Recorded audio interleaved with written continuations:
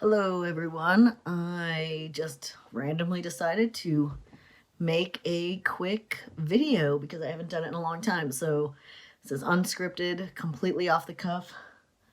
Josie's back there. I just feeling pretty awake, pretty good, and decided it's time to talk about how I'm doing after top surgery. It has now been 3 weeks and 2 days since I had top surgery, and I am doing pretty good.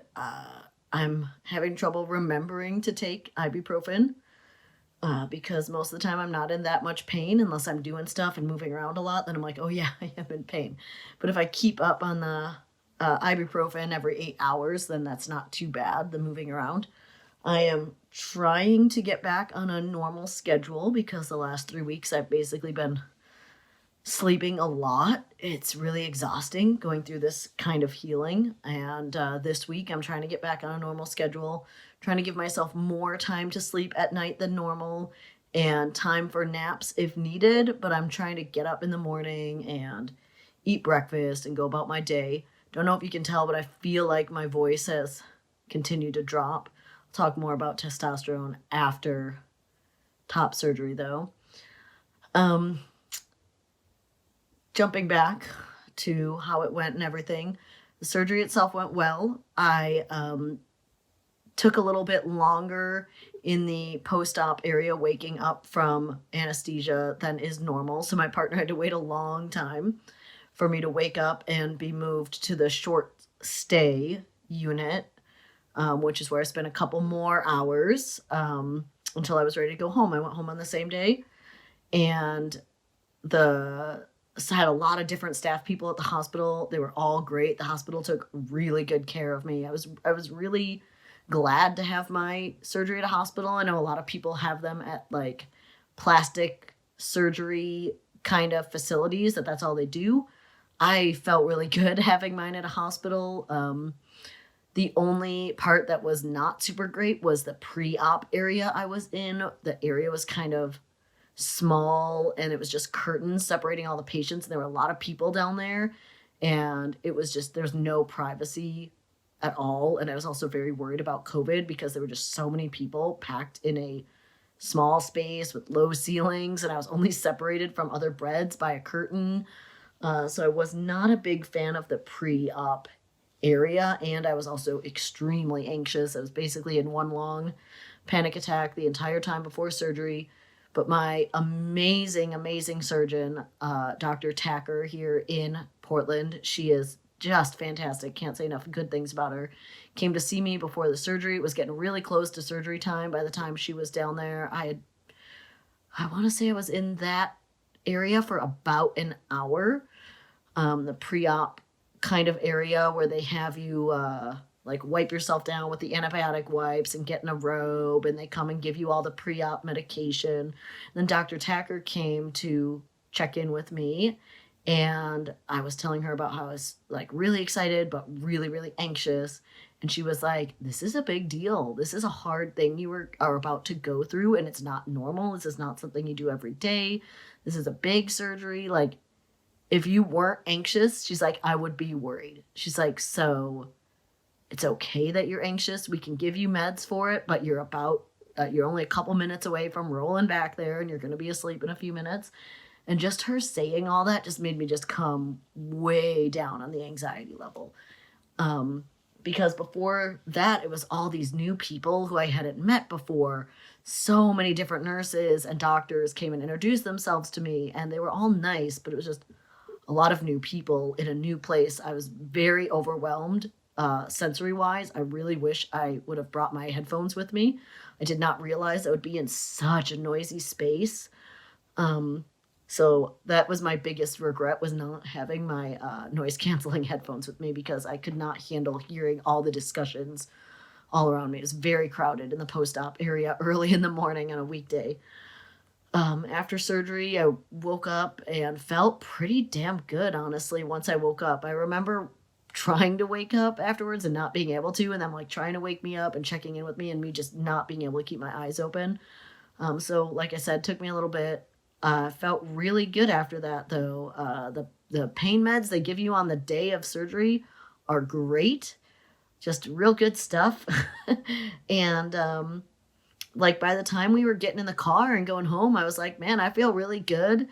One thing they gave me that I think helped a lot was they gave me a patch for nausea, which is, from what I understand, Dramamine. And they stuck a little patch behind my ear and it stayed there for 3 days. And as long as I had that on, I didn't feel nauseous. I typically struggle with nausea after a surgery, and anytime I'm on a lot of meds. And that patch made me feel great. Um, so that was awesome. And on the way home, I was like, I want some sugary garbage drink from Starbucks. And my partner took me to Starbucks, got me a sugary garbage drink, and I felt real good. I didn't think I would be, uh, eating and drinking that fast after surgery. I thought I would feel too icky for longer. We got home, got me settled, and I went to sleep. Keeping up on all the meds the first week was a real challenge. I was on a prescription NSAID, I was on Tylenol, I was on Oxy, I was on an antibiotic, I was on a probiotic, and they all had to be given at different times of day, and we had a whole log. And then in addition to that, I had to empty my drains at certain points during the day.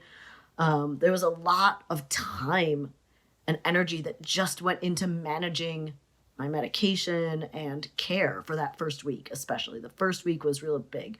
By day 5, I was off of the prescription NSAID and on ibuprofen. I think it was day 7 that the antibiotics ended. And by the time I was off both of those meds, I was feeling so much better. Both of those did give me some upset stomach. So I struggled with what to eat a lot the first week, and I didn't eat a lot the first week. And that made me even more tired and weak because I wasn't eating. So the first week was a real challenge. The pain was worse than I expected. Overall, the first week was significantly harder than what I expected. I was not functional at all. But I laid in bed and I turned on King of the Hill and I got through all 13 seasons of it in a week. So that's what my first week looked like. It was very difficult. The worst pain, honestly, was from the drain sites. The one on the right, the little stitch that holds the drain in place, just hurt like fucking hell. It hurt. And one day it got pulled on and I was literally screaming in pain. Once I was able to like move and get it adjusted, it didn't hurt anymore. But just one time it just got pulled wrong, and that was the worst part of the entire process.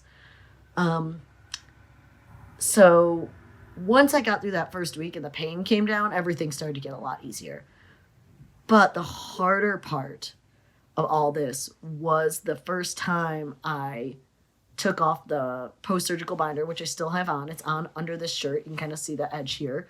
The first time I took it off, there was all this padding inside, and then there's bandages below that, which I couldn't take off yet. But I took it off and took out the padding that they had put in, and I looked in the mirror and I wasn't happy. It wasn't like all those videos I've seen on YouTube and other places where trans men see their new body and they're just like, yes, and start crying. I wasn't happy. I can't say I didn't like it. This is all talking that day. This is the day after surgery. I saw my big belly, which had been evened out by having a large chest before, and my belly just protruded so much, and I was so bruised. My body was so broken.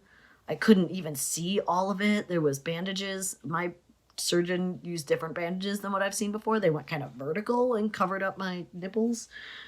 And I just wasn't happy at first, and that was really hard. That was a heavy thing. I talked to my therapist about it, though. I cannot say enough about how important it is to have some kind of therapist or someone to help get you through this whole process, to talk to you. There's also a social worker from the hospital that called and checked in on me regularly just to ask me how I was doing, how I felt about my care, how I felt about the results, what was hard, did I have someone helping me, and that was great. Like, I thanked her so many times. But over time, that feeling started to fade. That feeling of being really unhappy started to fade as I started to heal. It takes time to adjust. It was a big change for me. It was almost 5 pounds of flesh that they removed from my body. That is not a small change. That is a big change. So it was just radically different person I was looking at in the mirror than 24 hours earlier. Now, 3 weeks later, I'm really starting to feel that joy of getting through this. I don't regret it even one bit, not an ounce.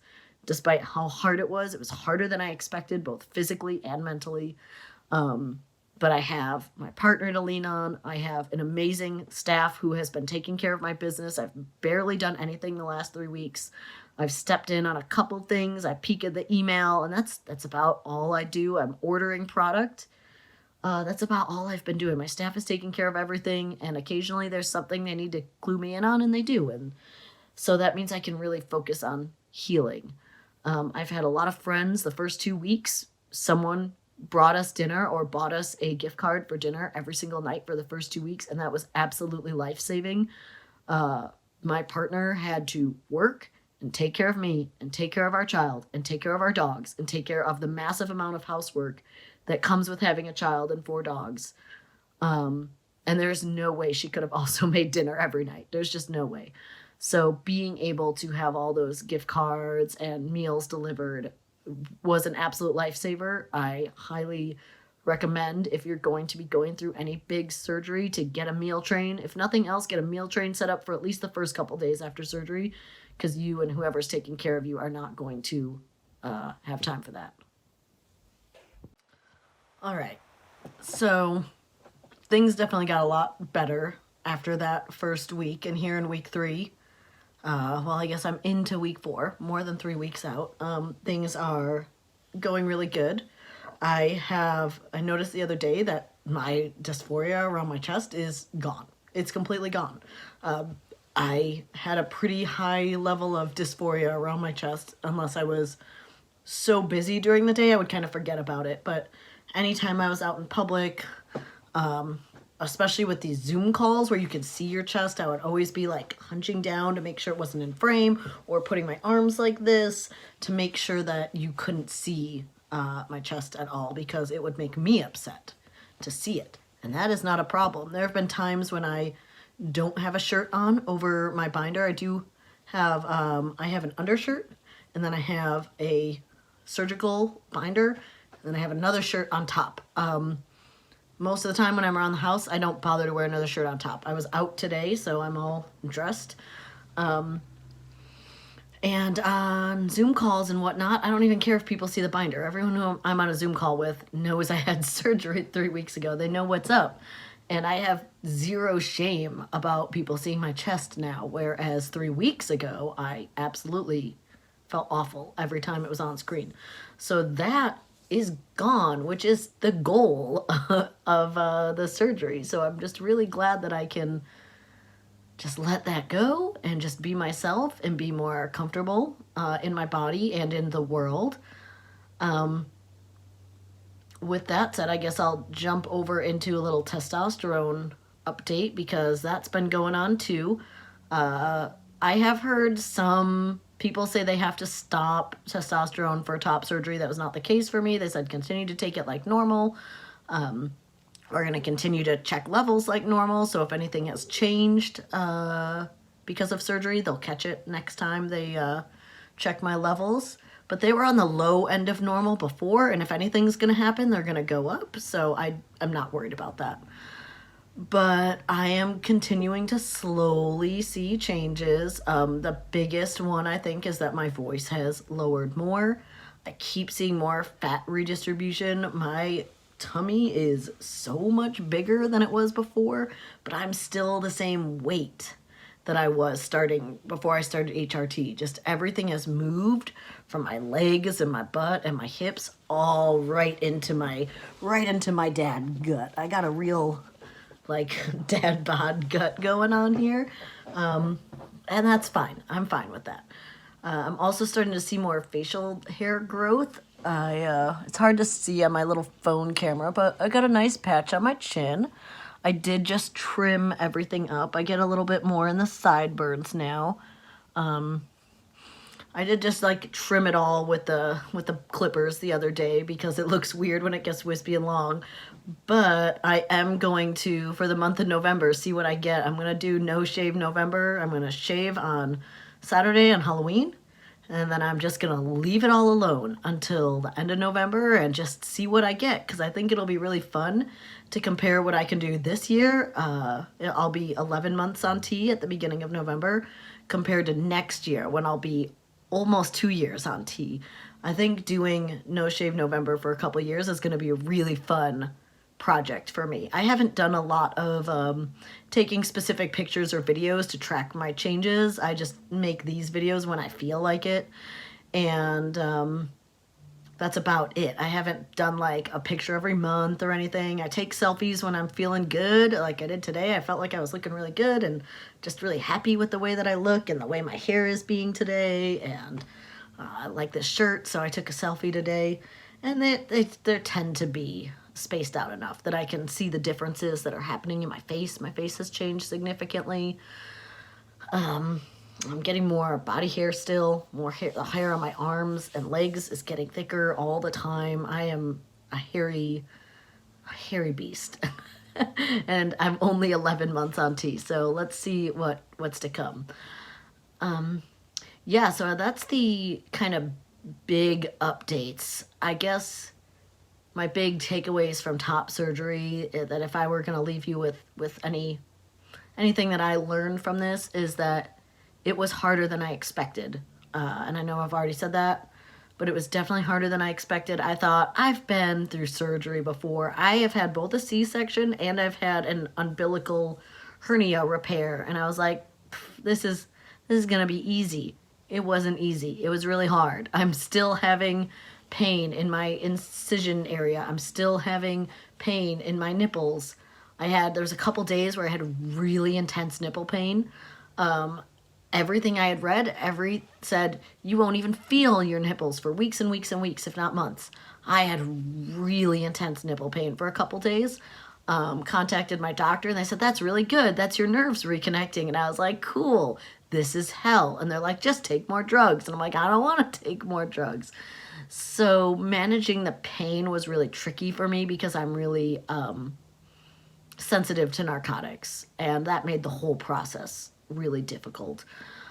But I got through it. I'm here on the other side. It was worth it. It was worth the drains were gross. They were not fun. They were inconvenient. They were painful. They were gross. I had mine in for 2 weeks. Some people only have theirs in for a week. My doctor leaves them in until their output is really low. So that way you don't have a lot of swelling and fluid buildup. I really appreciated that because I didn't have a lot of swelling or fluid buildup. I still have a little bit of visible swelling, especially on the side. And I'm sure over the coming weeks there's more swelling that's going to go down. But I really appreciated that because I've seen other pictures of post-op trans guys who get their drains out early, or they don't have drains and they have a lot of fluid in their chest, like a lot. And I just didn't have that because it just all came right out. The tips that were the most helpful, I'm going to keep going. I said I was going to do my takeaways. The tips that were the most helpful from other people, there were things that I prepared for big time that turned out I didn't need. And there were tips that were really helpful. My friend Tobias, they have a YouTube channel, Tobias and his husband, called Thumb and Toe. Tobias told me to get a leak-proof water bottle with a built-in straw. That was awesome for the days after surgery, especially. I haven't used it as much recently, but man, that first week after surgery when I'm trying to drink a lot of water and stay in bed and not spill everywhere, that thing was a lifesaver. So I'm so glad I got one of those. The back scratcher, somewhere I read get a back scratcher, and my friend Taylor hooked me up with one, and then I got another one from my friend Heather. So I was just like, oh, back scratcher, great, amazing. Because you have limited movement in your arms and your chest, especially right after surgery. And boy, being able to reach my back and scratch under the binder. Oh man, even just being able to scratch the top of my head without lifting my arms up the first week was great, because that first week was when I was really limited. Different doctors have different guidelines. My doctor, after a week, wanted me to start putting my arms up. Look at this. There are some trans guys who are 3 weeks out of top surgery and they can't do this, but my doctor encouraged me as soon as I was, after my 1 week checkup, to start putting my arms up a little higher every day, and start stretching this out and getting used to reaching up high. So it feels tight when I do that, but not painful. It gets painful about here, so I stop. But every day I make sure I do arm movements. They had me doing shoulder movements from day one to keep everything moving around in here. Every day I would do these shoulder movements and go on a very slow walk from, I don't think I did it the day after surgery. I think it took me till 2 days after surgery to be able to do that stuff.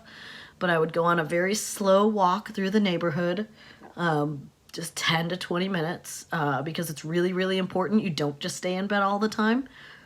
Because it puts you at higher risk of clotting. Luckily, my health and my blood pressure and all that, I didn't have a high risk of clotting to begin with, but I wanted to keep moving and make sure I was getting that blood flow happening every day. So I got up, walked around, would do my shoulder rolls every day. And a week, I started adding in the reaching.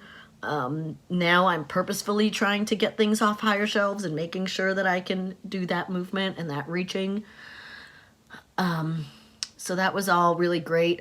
Tip that was really great from, gosh, I don't remember who gave me this tip. I think it was someone from the doctor's team. I got a fanny pack or a hip pack, depending on where you live and what you call it. That made carrying my drains around in public so much better. I wasn't out in public a lot because I'm healing and there's a pandemic going on. In case you forgot, a lot of people seem to have forgot. There's still a pandemic. You still need to stay away from people. But going to the doctor, I was able to put them in my fanny pack and then people couldn't see them and they were safe. And that was an excellent tip. So thanks to the person who gave me that one. One thing I didn't need as much as I thought I would were button-up shirts. I am glad I have them because they were really easy to put on over the binder. But my doctor encouraged me to put a t-shirt on under the binder from day one, which was really difficult. But with my partner's help, I was able to kind of T-Rex arm it onto my arms and then put my head down and she would put it over my head and I could get a t-shirt on.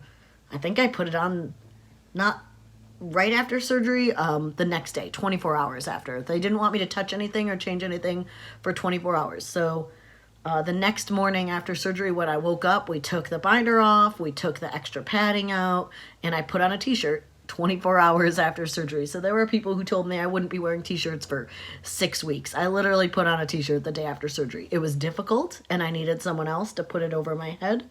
Now I can put on my t-shirts all by myself. I can shower all by myself. I don't need help with anything except for like carrying really heavy objects, and doing dishes and laundry is still really challenging. I can't really use our vacuum because it's super heavy. So anything that's heavy push-pull motion or heavy in weight, I still can't do.